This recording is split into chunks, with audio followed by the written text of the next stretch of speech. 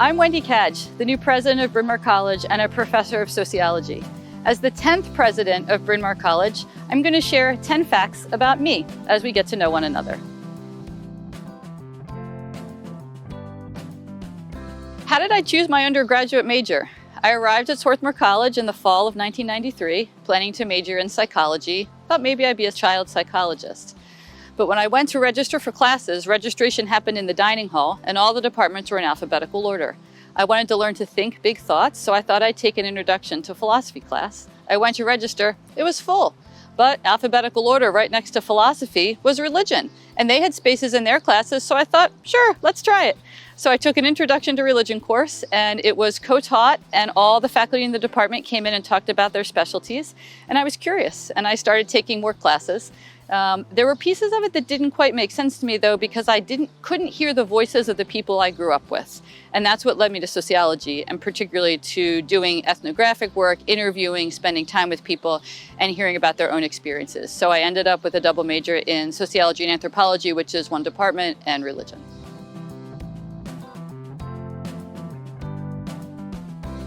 So I took an undergraduate research methods course in sociology, and I was hooked. And there were grants and opportunities to do summer research. I applied for a grant and went to California because I thought I might study apocalyptic religious groups. Why? I wanted to go to California, and I thought that'd be something interesting to study. It wasn't really what I wanted to study. And I ended up switching my senior thesis to be a look at welcoming congregations, GLBTQ at that time, welcoming congregations in the United Methodist Church. And I spent a summer in San Francisco studying one there, living in a co-op in Berkeley.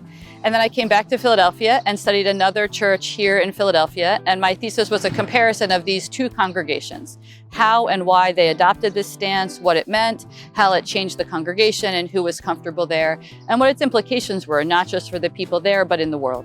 And it was that research experience actually that led me to decide to go to graduate school and have it be something I thought I could do. How did I end up spending time in Sri Lanka on a Fulbright fellowship? An undergraduate faculty advisor encouraged me to apply and introduced me to people who could help with my application and a letter of affiliation.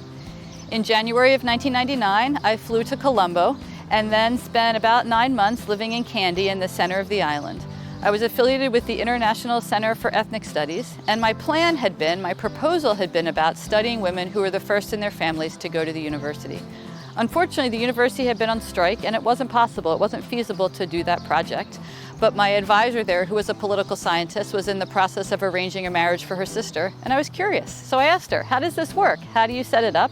And she explained, and then together we hatched the idea of interviewing women who had been married through arranged marriages and love marriages, then in the 90s as well as in the 70s, to understand how it worked, what had changed over time, and what role this played in changes in Sri Lankan culture. What are the places I've done academic research? The truth is that I became a sociologist because I'm curious. Some might even say nosy. I did my dissertation research in a Thai Buddhist temple in Greater Philadelphia and an Insight Meditation Center in Cambridge, Massachusetts.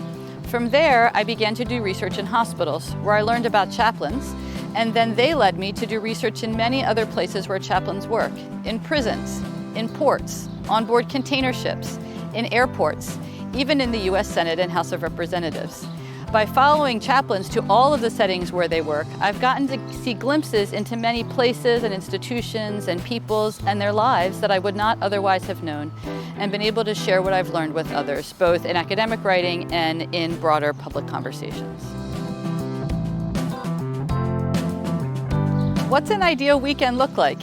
It has to start with the farmer's market, and then some time outside, maybe a hike or a walk, some time with my wife and our kids, and always a book. There has to be at least a book somewhere to spend some time reading quietly. Maybe a hammock, maybe on the couch.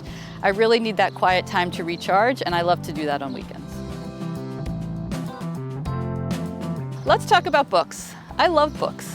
I'm almost always reading one fiction book and one nonfiction book at the same time. More than that, it all gets jumbled in my head. Underneath my nightstand, I have stacks of books, so I always have what's going to be next. And when I have a vacation coming, I order books in advance, so I have them ready.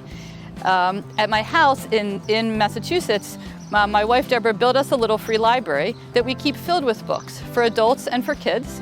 Our house is right next to a school, and so we've especially filled it up with kids' books. And we love to see the kids coming and going from school, trading books, keeping it filled, and really sharing the ideas, the books, the conversations with the community. Do I read books online or in paper? I'm old-fashioned, so I stick with paper. But I know for some, it's going out of style. Where am I from? That's a great question and not such a straightforward one. I was born and grew up in Delaware County. I went to college in Delaware County and then went to New Jersey for graduate school. After that, I moved every year for 10 years. That's probably where I was asked this question the most, and I never quite knew what to say. I lived in New York. I lived in Philadelphia, again in West Philadelphia. I moved to Baltimore. I then moved to Maine and eventually ended up in Boston, where I've been since 2004.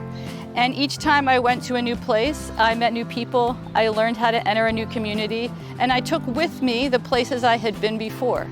So really, I feel like I'm a little bit from all over, and it's part of how I see the world, and it's really been a gift to me to have the opportunity to be in so many different kinds of places.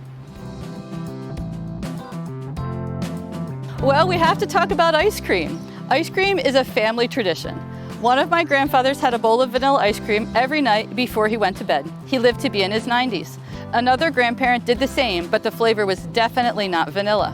When we moved to Massachusetts, my wife was trying to figure out how to get me and the kids to be willing to explore the state, because we don't like driving around. So we did an ice cream tour of Massachusetts. We had a map, it had pins. We visited about 12 different ice cream places, and it took more than a year. Favorite flavor and favorite place? This is the subject of a lot of conversation. I'm always going to end up on mint chocolate chip, but there's a lot more to say there, and I look forward to talking with you about it. How do I take care of myself? This is such an important question for all of us, both individually and in community. I grew up feeling like a brain on a stick, and then I realized I'm not a brain on a stick. I'm a brain in a body, not just my body, but in community with other bodies. And I think and try to make time to nurture both the brain and the body. What does that look like practically? I drink a lot of water. I try to eat as healthy as I can. Movement is really important to me, be it yoga or running. I'm the world's slowest runner, or being with my daughter on her rollerblades. It's also really important for me to rest. I'm an introvert, and without that time to recharge, it's really hard for me to continue to go through my day. And I've learned as I've gotten older that balancing the brain and the body and thinking about this holistically is a really important part of me being able to stay well.